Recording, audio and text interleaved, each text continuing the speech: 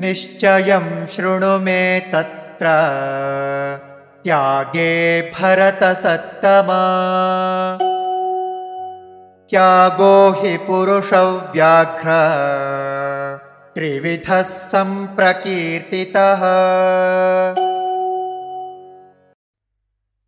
निश्चयं शृणु मे तत्र त्यागे भरतसत्तमा।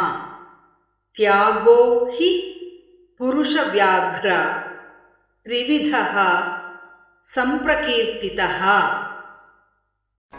ॐ श्रीकृष्ण परब्रह्मणे नमः।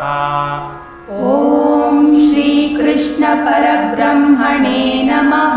श्रीमद्भगवद्गीता श्रीमद्भगवद्गीता अष्टादशोऽध्यायः। अष्टादशोऽध्यायः। मोक्षसंन्यासयोगः। मोक्षसंन्यासयोगः।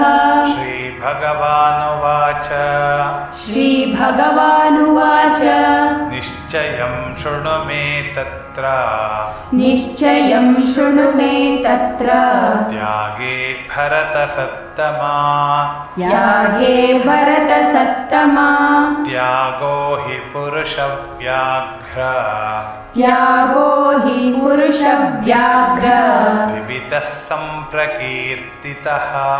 त्रिविधः सम्प्रकीर्तितः। निश्चयं शृणु मे तत्र त्यागे भरतसत्तमा। निश्चयं शृणु मे तत्र त्यागे भरतसत्तमा। त्यागो हि पुरुषव्याघ्र त्रिविधः सम्प्रकीर्तितः। त्यागो हि पुरुषव्याघ्र त्रिविधः सम्प्रकीर्तितः। निश्चयं शृणु मे तत्र त्यागे भरतसत्तमा। त्यागो हि पुरुषव्याघ्र त्रिविधः सम्प्रकीर्तितः। निश्चयं शृणु मे तत्र त्यागे भरतसत्तमा।